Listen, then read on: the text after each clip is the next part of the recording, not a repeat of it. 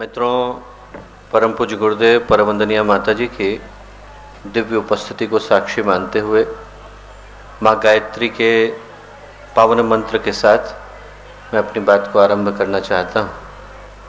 माँ गायत्री का ये पावन मंत्र ऐसी वैदिक प्रार्थनाओं को लेकर के आया मंत्र है जो मनुष्य के जीवन को उस ओर चलने का इशारा करती हैं जिस ओर चलने के बाद मनुष्य के इस जीवन में महामानव बनने की, महापुरुष बनने की, एक दिव्य व्यक्तित्व को जन्म देने की संभावना जाग पाती है।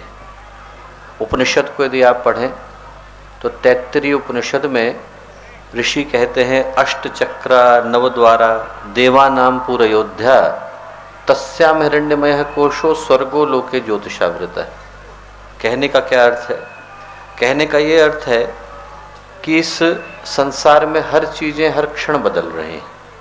शरीर बदल रहे हैं, हमारे रंग रूप आकार बदल रहे हैं, हमारे रिश्ते संबंध, व्यक्ति की हर चीज़ हर क्षण बदलती चली जा रही है। और ये जो बदलाव वाला संसार है, परिवर्तन वाला संसार है, प्रवाह वाला संसार है, जहाँ पर हर क्षण हर चीज़ हर वक्त बदलती चली जा रही है, इस संसार में, इस दुनिया के अंदर, इस विश्व के अंदर एक सत्ता ऐसी है जो कभी बदलती नहीं, और वो जो शुद्ध शाश्वत नित्य चैतन्य निर्विकार सत्ता है, उसी को हम लोग परब्रह्म, परमेश्वर, परमात्मा, ईश्वर, भगवान, सच्चिदानंद घन, गुणातीत कह करके पुकारते हैं। और उस ईश्वर को जो कि हर कण के अंदर हर क्षण व्याप्त है, हर अंश के अंदर समाया हुआ है, हर प्राणी में उसी का रूप है, उस तक पहुंचने के लिए जिस शक्ति का सहारा लेना पड़ता है उसी को हम लोग माँ गायत्री के नाम से जानते हैं। परमेश्वर के तेज को धारण करने वाली, परमेश्वर के भर्ग को धारण करने वाली माँ गायत्री की वो शक्ति, उस शक्ति से जुड़ पाने का अवसर दीक्षा के इस पवित्र कर्म के माध्यम से मिलता है। आज का दिन और आज के सुबह की किरणें हर उस व्यक्ति के जीवन में जो आज या तो दीक्षा को धारण करने जा रहे हैं या फिर दीक्षा का नवीनीकरण करने जा रहे हैं, उनमें से प्रत्येक के जीवन में इसी देवीय संभावना को लेकर के आई है कि यदि आज हमारा हृदय, हमारा अंतरंग, हमारा व्यक्तित्व माँ गायत्री के साथ, पूज्य गुरुदेव के साथ, वंदनीय माता जी के साथ एकाकार एक रूप हो पाता है, तो हमारे जीवन में वो क्रांति घटित हो पाती है जो कभी विवेकानंद के जीवन में घटी, जो कभी शिवाजी के जीवन में घटी, जो कभी चंद्रगुप्त के जीवन में घटी। जिनने भी अपने आप को गुरु के चरणों में समर्पित किया, वो उन सारी शक्तियों को, संभावनाओं को पाने के अधिकारी बन पाए जो उनके गुरु उनको प्रदत्त करना चाहते थे। आज के दिन अपने आप को पूरी तरह से उस शक्ति के सामने, उस सत्ता के सामने समर्पित करने जा रहे हैं जिनने इस दुनिया को, इस विश्व को, इस सृष्टि को, इस समष्टि को बदलने का लक्ष्य मानवता के सम्मुख रखा है।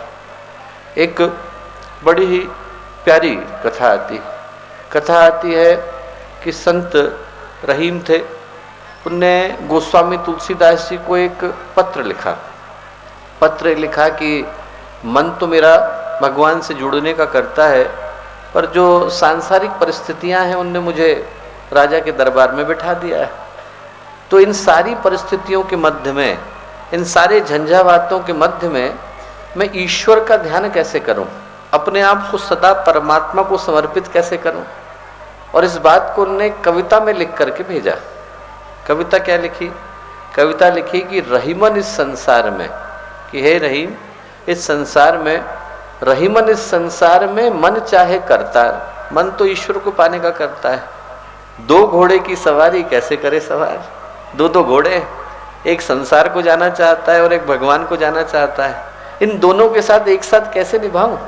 उनने गोस्वामी तुलसीदास जी को पत्र में बस एक कविता लिख करके भेजी, एक ये दोहा लिख करके भेजा। तुलसीदास जी ने उस दोहे का उत्तर दोहे में दिया। क्या दिया? उनने कहा, रहीमन इस संसार में हरि की राखो टेक। घोड़े पर जब चढ़ते हैं तो आप टेक लगा करके चढ़ते हैं। बोले रहीमन इस संसार में हरि की राखो टेक, भगवान की टेक लगा के रखो। तुलसी यूं सध जाएंगे दो घोड़े रथ एक। दो घोड़े होते हैं, रथ एक होता है। और तब भी दोनों साथ जुड़ करके चलते हैं।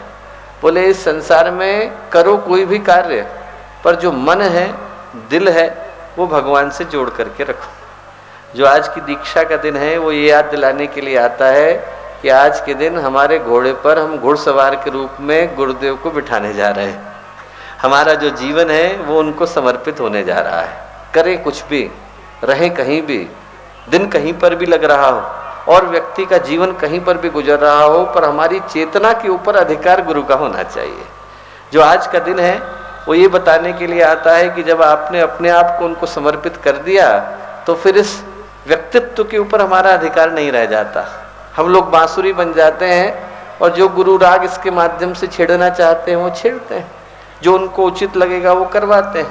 तो आज के दिन, दीक्षा के दिन, इसी भाव को हम अपने हृदय से गुरुदेव के सामने अर्पित करते हैं कि हे माँ गायत्री, हे पूज्य गुरुदेव, हे वंदनीय माता जी, हमारे जीवन को उस दिशा में लेकर के चलें जिस दिशा में चलने पर हमारा पथ कल्याण से भरा होता है, मंगल से भरा होता है, शुभ से भरा होता है। इसी भाव के साथ समर्पण का ये भाव, श्रद्धा का ये भाव, विश्वास का ये भाव हमारे हृदय में गहरे जन्म ले सके, इस पुकार के साथ एक बार माँ गायत्री का पावन मंत्र साथ साथ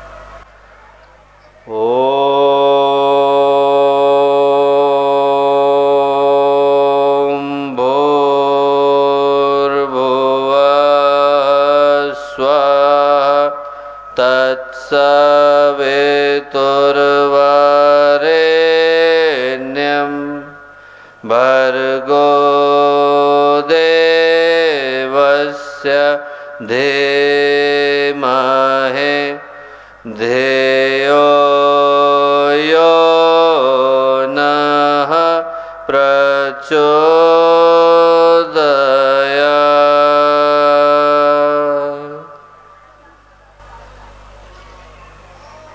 परम पूज्य गुरुदेव परम वंदनीय माता जी के दिव्य संरक्षण में आज का ये इस 251 कुंडीय गायत्री महायज्ञ के विदाई सत्र का दीक्षा ग्रहण करने का पावन समय, पावन क्षण, मौनी अमावस्या की तिथि, और आज के इस शुभ दिन हम लोगों के साथ मंच पर उपस्थित आदरणीय प्रमोद भटनागर मामा जी, आदरणीय श्री सुखदेव भाई साहब, आदरणीय श्री शेषदेव जी भाई साहब, यहाँ उपस्थित शांति कुंज की टोली के सभी सम्मानित कार्यकर्तागण, यहाँ उपस्थित उड़ीसा, छत्तीसगढ़, बस्तर, विभिन्न स्थानों से आए गायत्री परिवार के सभी कार्यकर्तागण, सभी साधकगण, प्यारे भाइयों बहनों और प्यारे मित्रों, आज इस दीक्षा ग्रहण करने के पावन दिन, पवित्र दिन, हम लोगों को यहाँ पर मिल पाने का ये सुअवसर, सौभाग्य, सुयोग मिला है। और निश्चित रूप से आज की सुबह की जो किरणें हैं वो हर व्यक्ति के जीवन में एक नई चेतना के अवतरण के भाव को लेकर के आई। किसी भी साधक के जीवन में यदि उसके जीवन का सबसे महत्वपूर्ण क्षण आता है तो वो आता उसी दिन है जिस दिन वो अपने गुरु से जुड़ पाता है। मुझे याद है कि हम लोग छोटे थे तो पूज्य गुरुदेव कहा करते थे कि गुरु और शिष्य का जो संबंध होता है वो नवविवाहिता दुल्हन का और घर का होता है। नवविवाहिता जो दुल्हन है वो एक बार डोली पर चढ़ कर के आती है और जब अर्थी उठती है तभी उस घर से जाती है।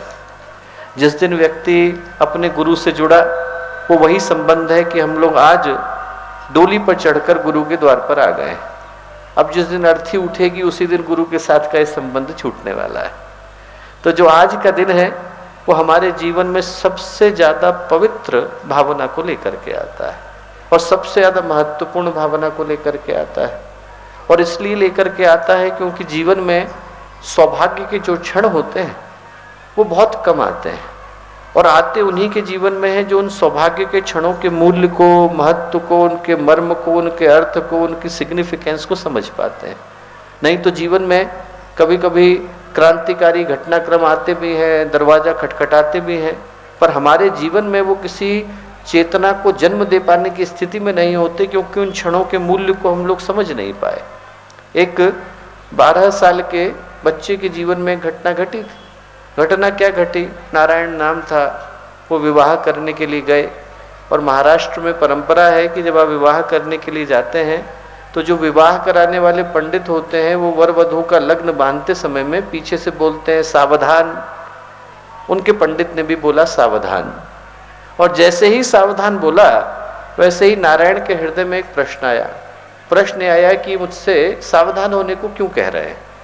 शायद इसलिए कह रहे हैं कि मनुष्य का जीवन अनेकों वर्षों की प्रतीक्षा के बाद मिला है। इस मनुष्य के जीवन का उद्देश्य क्या है, लक्ष्य क्या है, उसका अनुसंधान कर लेना जरूरी है।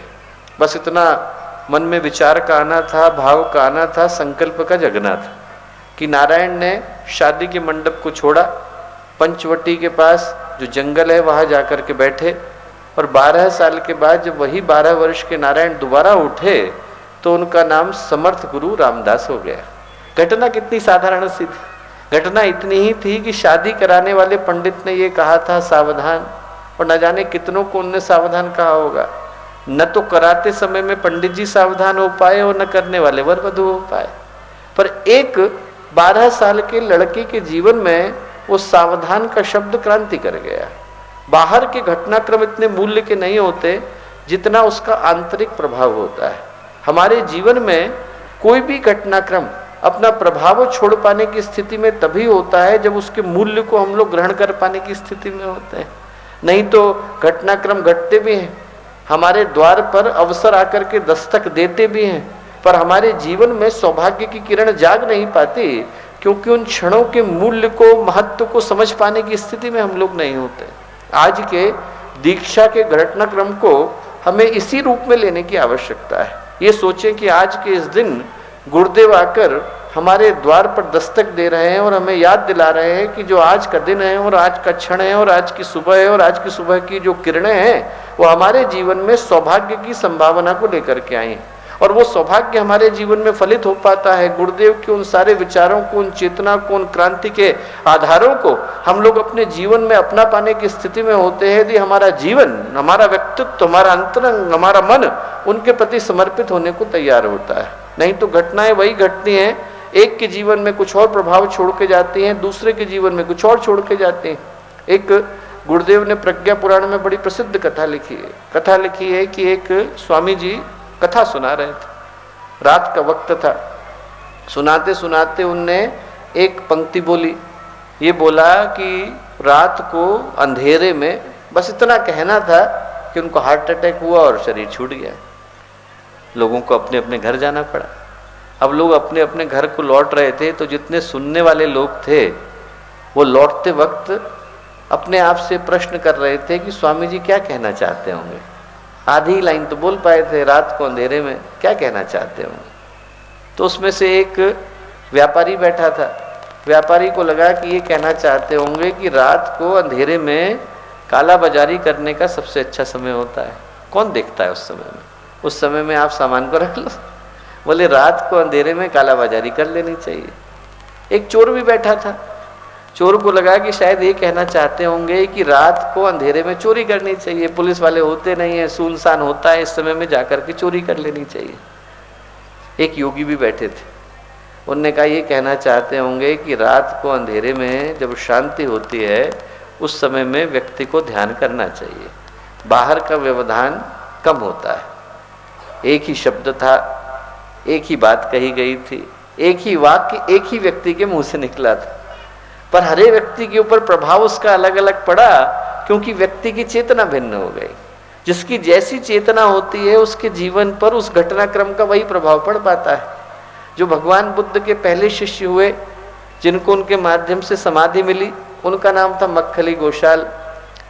और जो घटना थी वो ये घटी कि जिस दिन वो भगवान बुद्ध से मिलने के लिए आए तो दोनों एक दूसरे को देख करके मुस्कुराए और मक्खली गोशाल को समाधि लग गई। आनंद को बड़ा बुरा लगा। आनंद को लगा कि ये कैसा भेदभाव है, मैं 40 साल से इनके साथ घूम रहा हूँ, मुझे समाधि लगी नहीं। एक व्यक्ति आया, मुस्कुराया, उसको समाधि लग गई, ऐसा क्यों? उनने अपना प्रश्न भगवान बुद्ध के सामने रखा। भगवान बुद्ध से कहा कि भगवान ये क्या है, मैं 40 साल से आपके साथ हूँ, मेरे को समाधि लगी नहीं, ये व्यक्ति आया, मुस्कुराया और इसको समाधि लग गई, ऐसा क्यों? भगवान बुद्ध बोले, आनंद स्मरण करो, पहले दिन जब तुम मेरे पास आए थे तो तुमने क्या शर्तें रखी थी। आनंद को याद नहीं आया। भगवान बुद्ध ने याद दिलाया। बोले याद करो, जब तुम पहले दिन मेरे पास आए थे उस दिन तुमने कहा था कि भगवान जिस कक्ष में आप सोएंगे उसी में मुझको भी सुलाइएगा। हमेशा सुलाया। आपने कहा था कि जो प्रश्न आप पूछेंगे उसका उत्तर मैं दूंगा। हमेशा दिया। आपने कहा था कि जिससे आप मुझको मिलाओगे उससे मैं मिलूंगा, तो हमेशा मिला। समाधि आपने मांगी नहीं, मैं दे सकता नहीं था। जो आपके हृदय की पुकार है उसी को पूर्ण कर पाने का अधिकार गुरु को होता है। मुक्ति हम मांगेंगे हमें मिलेगी, मोक्ष हम मांगेंगे हमें मिलेगा, निर्वाण हम मांगेंगे हमें मिलेगा। हमने यदि बच्चे की नौकरी मांगी तो वो मिलेगा, हमने यदि मनोकामनाएं मांगी तो वो मिलेगा। हम भगवान के सामने खड़े हैं। भगवान ने कहा, भगवान बुद्ध ने कहा, मैं वही दे सकता हूं जिसको तुम्हारे हृदय ने चाहा। और बोले ऐसा है आनंद, इस संसार में 4 तरह के शिष्य होते हैं, 4 तरह के घोड़ों की तरह होते हैं। कैसे? बोले देखो, कुछ घोड़े तो ऐसे होते हैं जिनके लिए इशारा काफी होता है। मालिक ने चुटकी बजाई, किया, खड़े हो जाएंगे। इतना बहुत, इतना उनको समझ में आ गया कि मालिक हमको बुला रहे हैं। कुछ घोड़े ऐसे होते हैं जिनको सहलाना पड़ता है तब खड़े होते हैं, थपथपाया थोड़ा तब खड़े होंगे। कुछ घोड़े ऐसे होते हैं जिनको चाबुक डंडा लगाना पड़ता है तब खड़े होते हैं। बोले कुछ ऐसे होते हैं जिनके ऊपर आप कितने भी डंडे बरसा लो अपनी जगह से हिलते नहीं। बोले ऐसे ही 4 तरह के शिष्य होते हैं। बोले कुछ के लिए मुस्कुराना काफी होता है, कुछ को शिक्षाएं देनी पड़ती है, थपथपाना पड़ता है, कुछ को अनुशासन में बांधना पड़ता है, थोड़े डंडे लगाने पड़ते हैं। बोले कुछ ऐसे होते हैं जिनके लिए भगवान को त्रिशूल उठाना पड़ता है और सुदर्शन चलाना पड़ता है। तो बोले वो वाला था जिसके लिए मुस्कुराना काफी था। जो दीक्षा का मूल आधार है वो यही कि हम वो शिष्य बन जाएं जिसके लिए गुरुदेव का मुस्कुराना काफी हो जाए। गुरुदेव ने कहा और हमारे जीवन में वो संदेश चला जाए कि वो हमसे करवाना क्या चाहते हैं। न अगला प्रश्न पूछने की आवश्यकता रहे और न जीवन में दोबारा कोई शंका की जगह रह जाए। एक बार कह दिया तो न मन में संशय हो, सिर्फ समर्पण हो, सिर्फ संकल्प हो। इतना यदि व्यक्ति के जीवन में आ जाता है तो आप समझना कि दीक्षा का जो मूल आधार है वो हमारे जीवन में प्रवेश कर गया।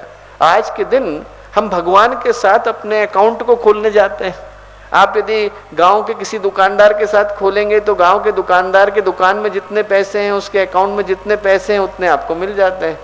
यदि आप टाटा बिरला के साथ खोलते हैं तो टाटा बिरला के अकाउंट में जितने पैसे हैं उतने मिल जाते हैं।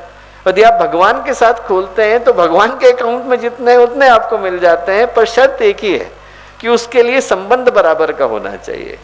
बूंद सागर में समाती है तो हर कोई देखता है, पर सागर बूंद में समाता है इसका अनुभव कम को हो पाता है।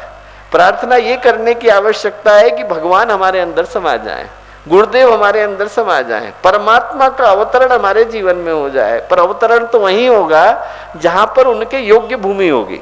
हमको साइकिल चलानी हो तो इस रास्ते पे चला सकते हैं, पर गाड़ी चलाने के लिए तो आपको सड़क की जरूरत पड़ती है। और हवाई जहाज उतारना हो तो हवाई जहाज उतारने के लिए आपको हवाई पट्टी बनानी पड़ती है। जब भगवान को उतारना है, दुनिया के सारे हवाई जहाजों से बड़े हवाई जहाज जो हैं, तो उनको उतारने के लिए अपने व्यक्तित्व को उसी योग्य बनाना पड़ता है जहां पर उनकी चेतना का अवतरण हो सके। जो दीक्षा है वो हमारी दक्षता का उद्घोष है, वो इस चीज का उद्घोष है कि हे भगवान, हे गुरुदेव, हे गायत्री माता, हम लोग तैयार हैं, हम लोग लेने जा रहे हैं। तो लेने से पहले हम इस अनाउंसमेंट को करते हैं कि हम लोग तैयार हैं आपकी चेतना को धारण करने के लिए, हम लोग तैयार हैं आपको अपनाने के लिए।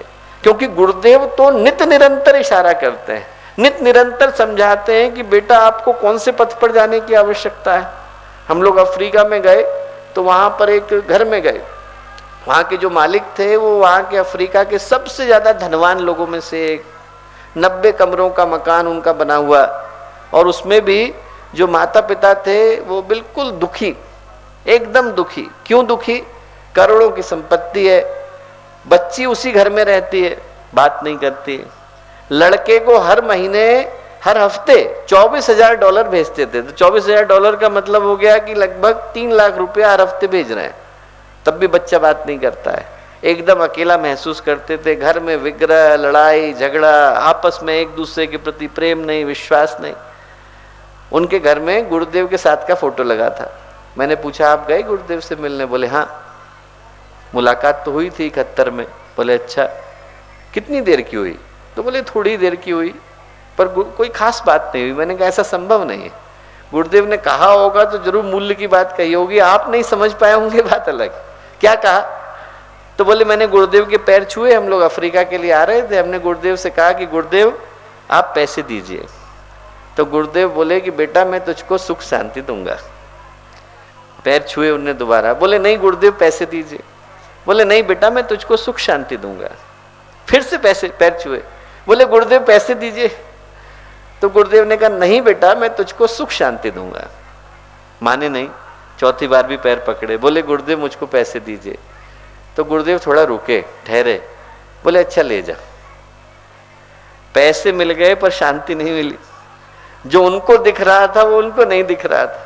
बहुत दूर का देख करके गुरुदेव बताते हैं, हम गुरुदेव से मांगे कि यदि आपसे जुड़ने का सौभाग्य हमको मिला तो वो दीजिए जो हमारे प्रारब्ध के, हमारे संस्कार के अनुरूप हो, जहां हमारी चेतना चल सकती है। वो मत दीजिए जो हम मांग रहे हैं, वो दीजिए जो हमारे लिए सही हो, हमारे लिए योग्य हो।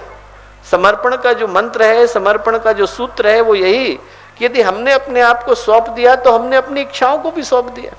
हमारी कामनाएं भी चली गई, हमारी वासनाएं भी चली गई, हमारी तृष्णाएं भी चली गई, हमारी आसक्ति भी चली गई। हमने उसके बाद अब कुछ मांगना नहीं है। अब जो गुरुदेव को देना है वो देंगे जो उन्हें हमारी चेतना के, हमारी पात्रता के अनुरूप लगेगा।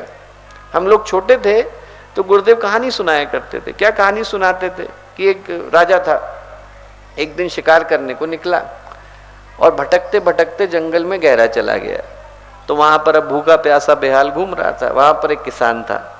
किसान ने उस राजा को देख लिया तो राजा को पकड़ करके अपने घर ले गए। उनने खिलाया पिलाया, पानी दिया, उनको सब कुछ दिया। और जब वो ठीक हो गए 2-3 दिन के बाद, तो वो राजा को लेकर के उस रास्ते पर लेकर के आए जहां से वो अपने राज्य को पहुंच जाते।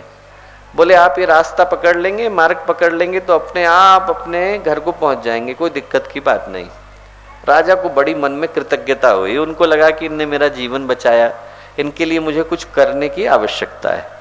तो राजा ने उस किसान से कहा कि भैया ऐसा है कि आज नहीं, आप आराम से सोचना, मैं इस राज्य का राजा हूं, जो भी आपकी कामना होगी, जो भी आपके मन में इच्छा है वो मुझसे आकर के मांगना, मैं उस इच्छा को पूरा करूंगा, पर आज नहीं, आराम से 1 साल लो, 2 साल लो, 3 साल लो, 10 साल लो, जब मन में आ जाए कि मांगना है तो मांगने के लिए आ जाना।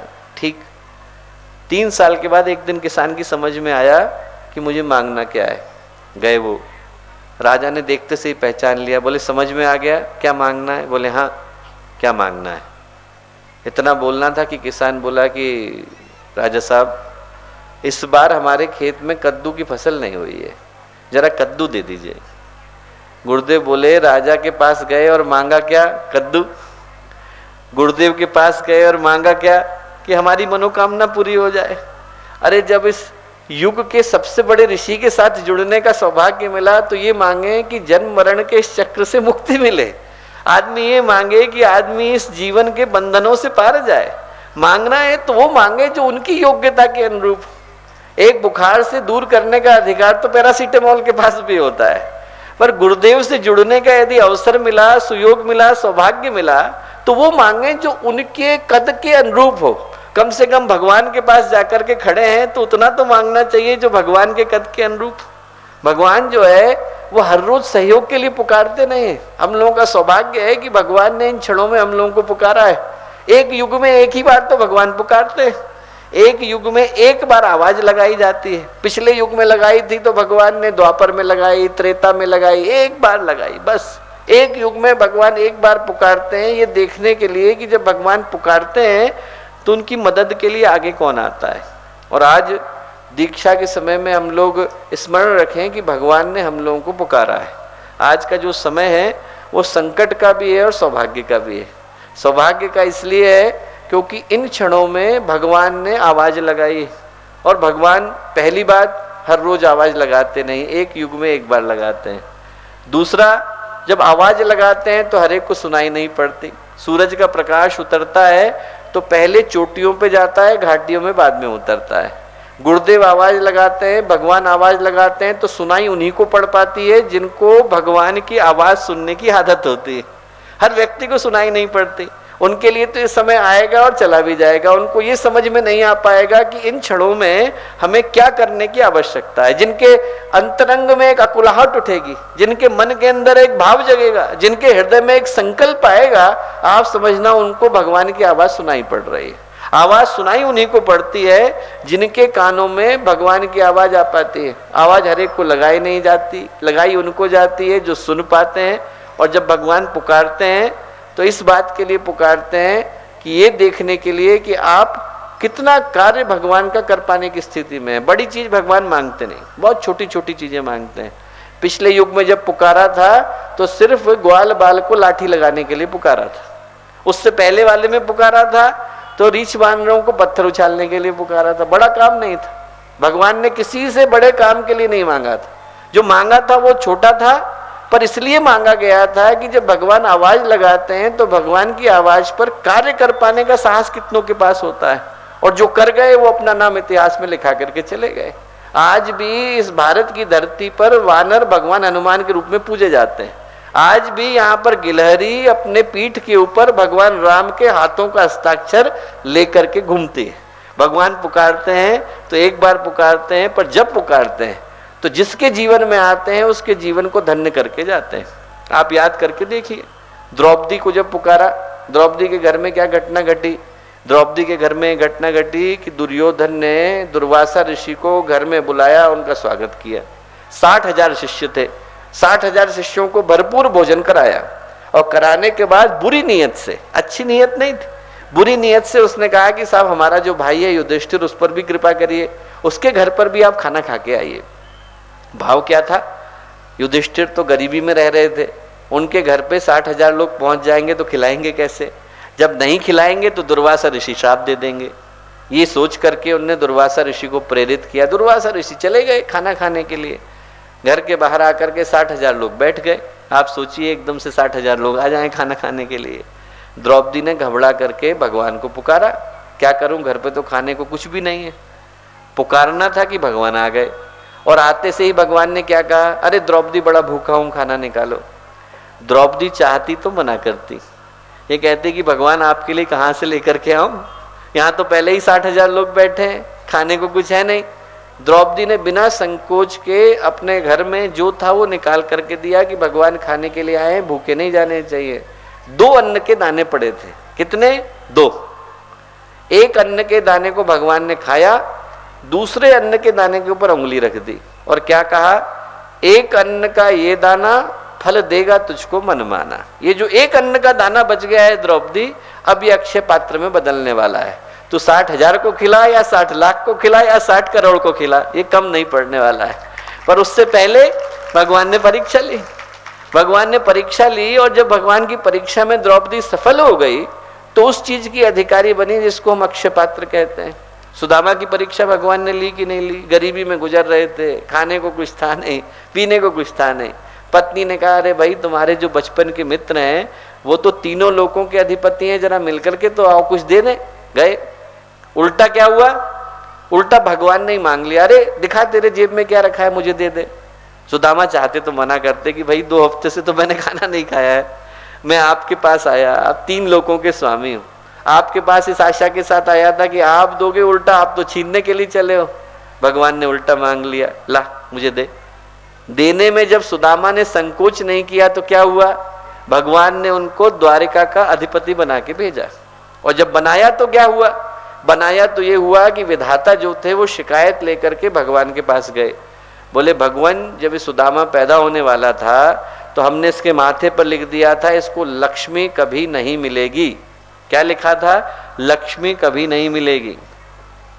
आपने तो वचन को उल्टा कर दिया, क्या करें। भगवान ने माथे पर दोबारा से हाथ फेर दिया, बोले ढंग से देखो क्या लिखा है। वहां लिखा था इसको लक्ष्मी ही मिलेगी। भगवान ने हाथ फेरा, सुदामा के जीवन को बदला। भगवान पहले परीक्षा लेते हैं। हम ये सोचें कि जो दीक्षा का दिन है वो हमारे जीवन में परीक्षा के रूप में आया। इस रूप में आया कि भगवान ये देखने के लिए आए हैं कि गुरुदेव के कार्य के साथ, उनकी योजना के साथ कंधे से कंधा मिलाकर आगे बढ़ने का साहस किसमें है? और जिसमें है वो सेनापति बनने का सौभाग्य भी रखता है, जिसमें है वो भगवान का अनुचर बनने का सौभाग्य भी रखता है। आज का जो दिन है वो साधारण दिन नहीं है। आज का दिन हम में से प्रत्येक के जीवन में इस पुकार को लेकर के आया है कि स्वयं भगवान हमें पुकार रहे हैं और ये कह रहे हैं कि इस समय में, संकट के समय में तुम लोगों को, हम लोगों को, सब लोगों को आगे आने की आवश्यकता है। और भगवान को ऐसा नहीं कि मदद की जरूरत है। भगवान को किसकी मदद की जरूरत है? समुद्र तो जो है भगवान की भौं टेढ़ा होने पे अपने आप ही रास्ता बना देता है। तब भी भगवान रीछ वानरों को पुकारते हैं कि चलो इन पानी के ऊपर आप लोग पत्थर उछाल करके आओ। वही समुद्र था।